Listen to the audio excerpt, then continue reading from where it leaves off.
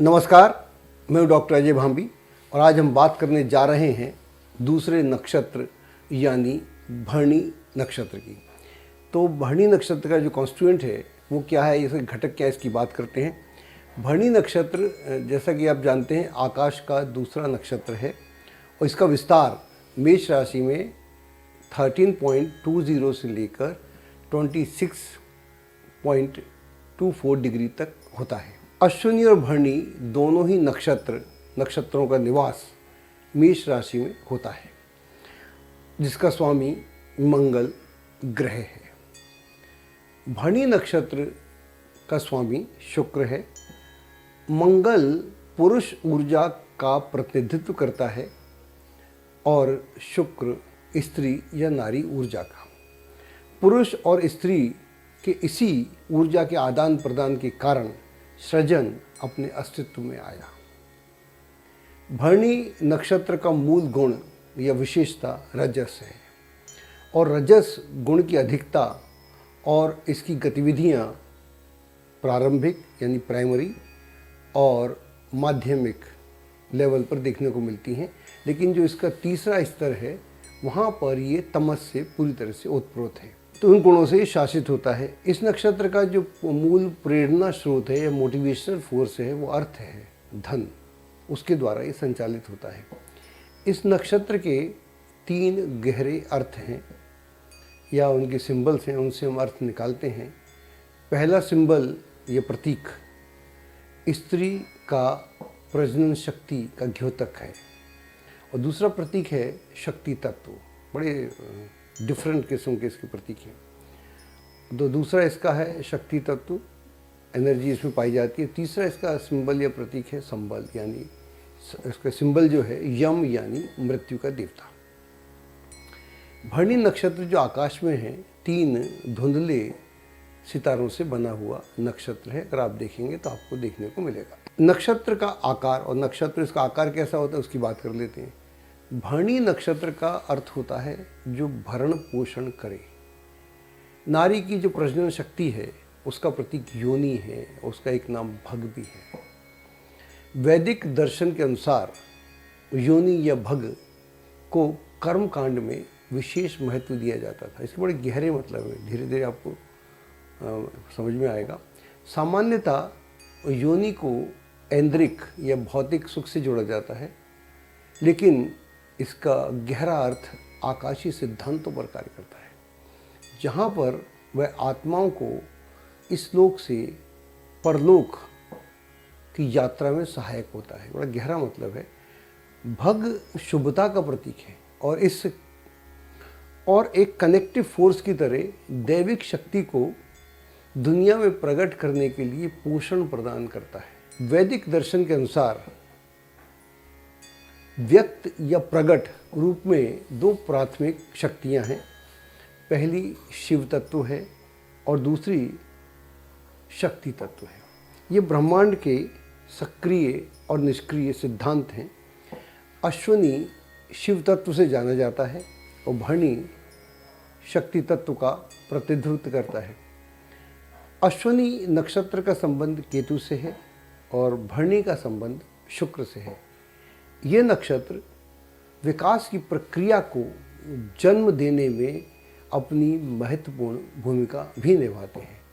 केतु का संचलन या संचालन या ऑपरेशन मेंटल स्तर पर होता है, मानसिक स्तर पर होता है और ये विश्व की जो अंत प्रज्ञा है या इंट्यूटिव विजडम है पूरी फैली हुई दुनिया में, उसका प्रतिनिधित्व करता है।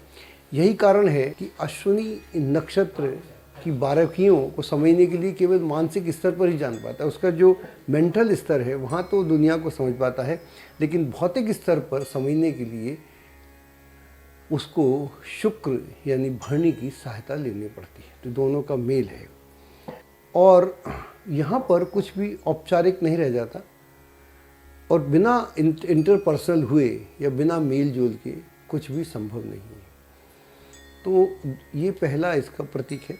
इसको मैं बाद में और इंटरप्रेट करना चाहूँगा, लेकिन आप इसको जानेंगे तो आपको बड़ा आनंद आएगा कि ब्रह्मांड की जब शुरुआत होती है तो किस तरह से सोचा गया। जो हमारे वैदिक ऋषि थे उन्होंने क्या सोचा, क्या समझा, हम क्या समझते हैं योनि के बारे में, भरणी की जो उसके प्रतीक है, योनि का हम डिफरेंट शेप, डेप्थ या साइज़ की बात करते हैं। इसी से पूरी मानवता का माइंड क्या बोले आतंकित रहता है या लिप्त रहता है। लेकिन इसका मतलब थोड़ा गहरा है, आप उसके बिना आ नहीं सकते, आपका माध्यम है। आपको दूसरी दुनिया से किस लोग से आए हम लोग, हमको नहीं मालूम। इसलिए तो जो योनि जो है, इसलिए हम अपनी माँ को बड़ी पूजा करता है। हर आदमी किसी भी धर्म का हो उसके लिए माँ पूजनीय हो जाती है, वहाँ से आता है। और जो उसकी बहन होती है भगनी, भगनी बोलते हैं बहन को, तो उस दोनों के प्रति उसका रुख अलग होता है। जबकि और आप सब समझते हैं, तो जब नक्षत्रों को हम जानते हैं तो बहुत गहरे में ये किस तरह की बात करते हैं।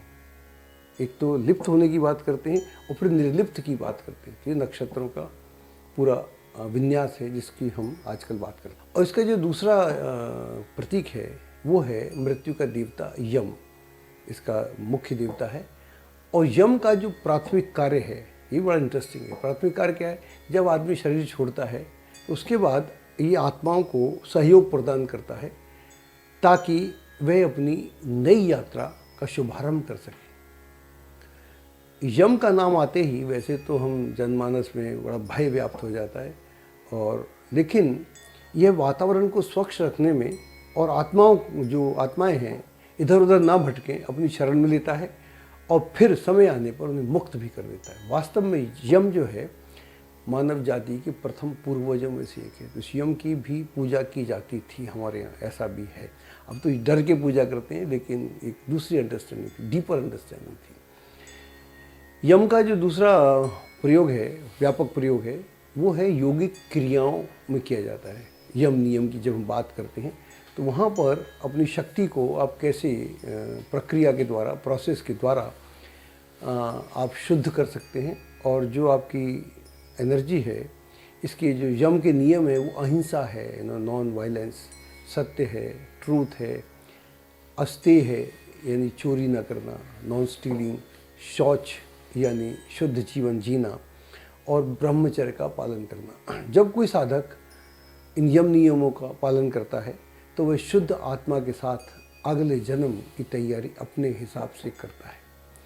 और वैसे आप सब जानते हैं, जब आदमी का शरीर कमज़ोर हो जाता है और आत्मा को वहन नहीं कर पाता, झेल नहीं पाता ऐसे कहें, तो यम उसे पुराने चोले को बदल के नए चोले के रूप में ले जाता है, और देवता के रूप में यह शक्ति, यम शक्ति जो है, निर्बाध गति से एक जीवन को प्रभा प्रदान करती है। तो अगर हम इसको देखें, तीनों इसके प्रतीक हैं, उसकी बात करते हैं। पहला जो योनि है कितनी पूजनीय हो जाती है, उसका महत्व भी अलग हो जाता है। अगर आप इस एंगल से सोचें तो आपका पूरा सोच बदल जाएगा, जबकि हम पूरी मानव जाति की सोच बड़ी निकृष्ट है कई मामलों में। तो उसका मतलब क्या था, योनि आपके लिए ट्रांसपोर्टेशन है। आप किस लोक से आते हैं, इस लोक से आपको लाने का, और इस लोक में आपको अपनी इच्छाओं की पूर्ति का पूरा एक एटमॉस्फियर या एनवायरनमेंट क्रिएट करता है। दूसरी तरफ यम है जो आपको, जब आत्मा झेल नहीं पाती या शरीर झेल नहीं पाता आत्मा को, तो उसको मुक्त करती है, अपने पास रखती है। देखिए दूसरा प्रतीक कितना अच्छा। और तीसरा है यम नियम है, पातंजलि के यम नियम है। अगर आप उससे योग करें, ध्यान करें, तो इसी जन्म में आप अपने को शुद्ध कर सकते हैं। नक्षत्रों का मतलब बड़ा गहरा था, इसमें आध्यात्म छिपा हुआ है। इसलिए हम जब नक्षत्रों की बात करते हैं तो दुनिया भी भौतिक तो है ही, हमारे लिए ये आध्यात्मिक यात्रा हो जाती है। अब हम बात करते हैं जो इसके गुण जो हैं, जो इसके गुण हैं और प्रेरक शक्ति जो है, मोटिवेशनल फोर्स है इस नक्षत्र का, वो क्या है, तो किससे हम संचालित होते हैं। जिनका नक्षत्र है वो, और जिनका नक्षत्र नहीं है वो भी कहीं ना कहीं इनसे कनेक्ट रहते हैं। अश्वनी से लेकर आश्लेषा तक जो पहले 9 नक्षत्र हैं, जो 4 राशियों में पड़ते हैं, इनके जो उद्वेग हैं या इम्पल्सेस जो हैं वो राशिक आते हैं, सब राशिक होते हैं। और दूसरा नक्षत्र होने के कारण भरणी उस चेतना को दर्शाता है और ऐन्द्रिक या फिजिकल या देह रूपी अनुभवों को दुनिया के विकास परक डिज़ाइन पर कार्य करता है।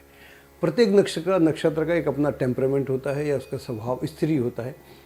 भरणी नक्षत्र का स्वभाव जो है पुरुषोचित्त है, ये पुरुष स्वभाव का है, और पुरुष चेतना की जो चेतना है, अतृप्त इच्छाएं रहती हैं उसकी, और वह अधिकाधिक ऐन्द्रिक सुख या सेंसेस का इंजॉय करना चाहता है। ये एक जनरल है। और ऐन्द्रिक सुख ही उसे, ये भी अजीब सी बात है, जो ऐन्द्रिक सुख हैं, जो फिजिकल उसकी जो सेंसेस के सुख हैं, वही उसे सृजन के मार्ग, वहाँ से क्रिएशन भी होती है, बच्चे पैदा हो जाते हैं आपके, और वहाँ पर वो स्वतः बंधन में फंस जाता है। मतलब बंधन की प्रक्रिया भी शुरू होती है। तो कहाँ योनि मुक्ति का मार्ग प्रदान करती है और कहाँ योनि बंधन में डालती है। तो फिर हम बंधन में फंसे रहते हैं।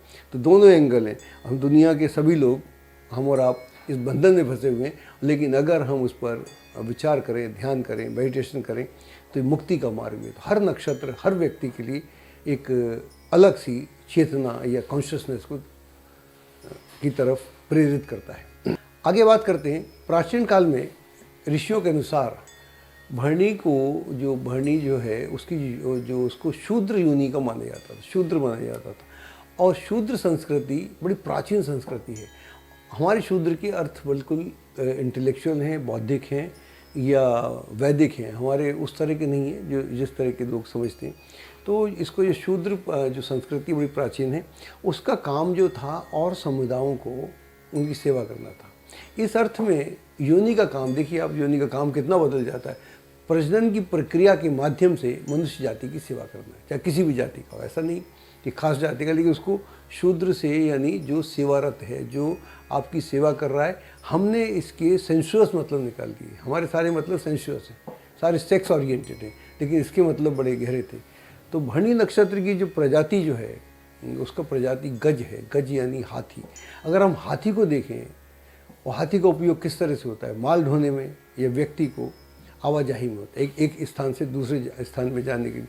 अब तो बहुत सारे साधन हैं, लेकिन प्राचीन काल में हाथी घोड़ा होते, तो इसका प्रतीक हाथी है। तो हाथी का मतलब ये होता है कि आपको एक जगह से दूसरी जगह तक पहुंचा दे और एक अनुकूल वातावरण आपके लिए निर्मित करे, जो आपका माल है या आपका जो भी आप कार्य है, उस कार्य में।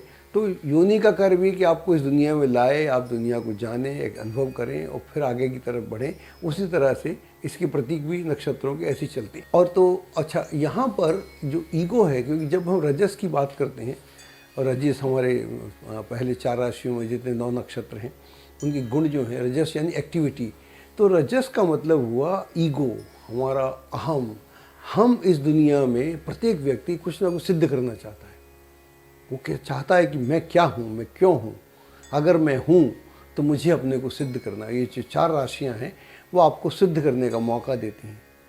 आप कितना सिद्ध कर पाते हैं, नहीं कर पाते। यहाँ भरणी जो है, वो अहम को, उस अहम को सिद्ध करने की उस अहम को रिप्रेजेंट करता है, जो स्वयं को सिद्ध करने के लिए तैयार बैठा है। और ये भरणी रेडीनेस की अवस्था में। तो यहाँ पर ये जन्म की नई यात्रा का प्रारंभ है। मतलब ये अलग है, जो ज्योतिष के मतलब बड़े गहरे मतलब हैं। और इस नक्षत्र के जो शुक्र जो है, भरणी नक्षत्र का स्वामी है। और प्रारंभिक स्तर पर, बेसिक स्तर पर इसका जो असर है वो सेंसुअस होता है, सेक्सुअल है या ऐन्द्रिक स्तर पर कार्य करता है।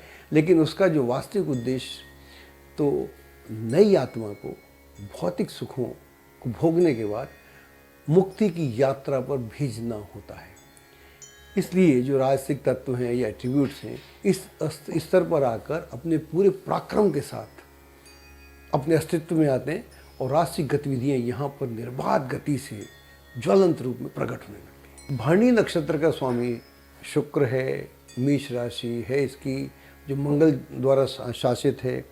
इस राशि का जो तत्व है वो अग्नि है, और इसका जो प्रतीक है, ये सिंबल है, वो मेढा है यानी रैम है। और सूर्य इस राशि में आकर उच्चस्थ हो जाता है। अब यहाँ जो कॉम्बिनेशन बना उसकी हम बात करते हैं। भरणी शुक्र मंगल अनंत सामर्थ्य प्रदान करते हैं। यह एक ऐसा वातावरण निर्मित करने में सक्षम है जहाँ पर एक विलक्षण प्रकार की जीवनी शक्ति का उदय होने लगता है। इस समन्वय के साथ यह भी संकेत मिलता है कि बड़े से बड़ा स्वप्न या इच्छा भी वास्तविकता में बदली जा सकती है, बशर्ते कि कॉन्सेप्ट या रोड में क्लियर हो। ऐसे इरादों के साथ जब बीजारोपण किया जाता है या सीड प्लांटेशन किया जाता है, तो वो बिना समय गंवाए अंकुरित होने लगता है, फिर उसके वृक्ष बनने में देर नहीं लगती। अपनी पौध या विचार को संरक्षण पोषण प्रदान करना ये आपकी सबसे बड़ी जिम्मेदारी है। यहाँ आपकी अहम की तुष्टि भी है कि आप जो चाहते हैं, जो ईगो है, अगर कुछ क्रिएट करना चाहते हैं तो उसके लिए उसका पोषण भी आप करेंगे। ये भरणी नक्षत्र है तो पोषण की बात करता है शुरू से। तो जब आप अपने मन के साथ एकाग्र होते हैं तो मन भी एक सिरे में बन जाता है, एक दिशा की ओर प्रेरित हो जाता है।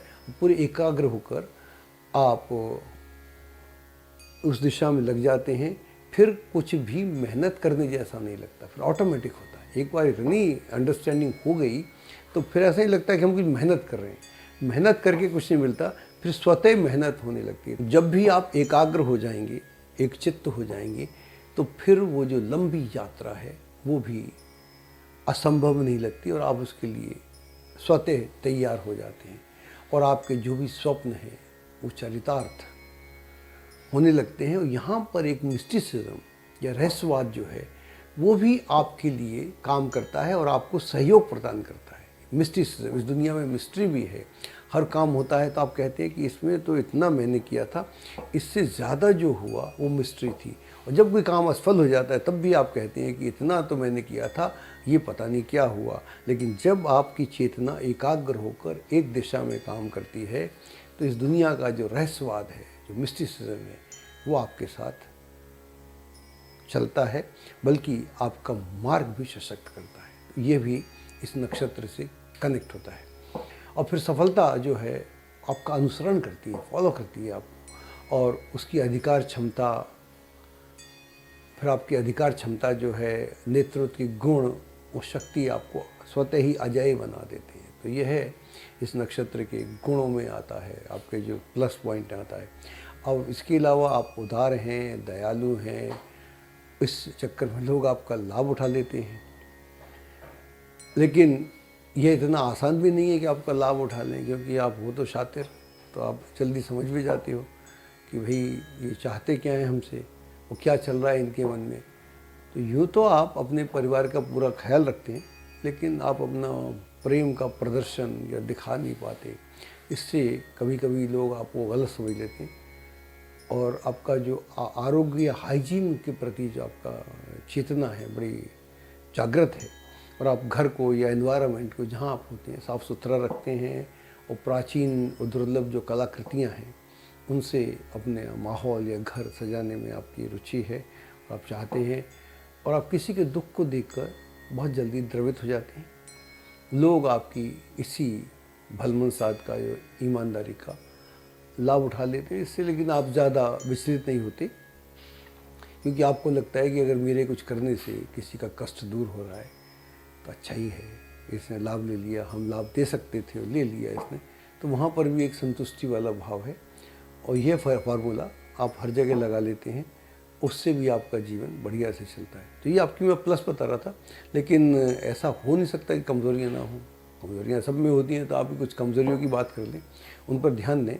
जब हम मेडिटेशन सिखाएंगे तो उसमें हम बताते हैं कि कमज़ोरियों से कैसे मुक्ति पाई जाए। पहली बात, आप बहुत संवेदनशील हैं, सेंसिटिव हैं। और दूसरा क्या है कि अगर आप किसी ने आपके लिए कुछ किया है उसको भूलते नहीं हैं, ध्यान रखते हैं। और दोनों ही स्थितियों में आप लोगों का ध्यान रखते हैं, आउट ऑफ वे जाके करते हैं। तो कई बार आप भला करने पर उतर आए तो आपकी कोई सीमा नहीं है, तो ये भी एक अच्छी बात है आप में।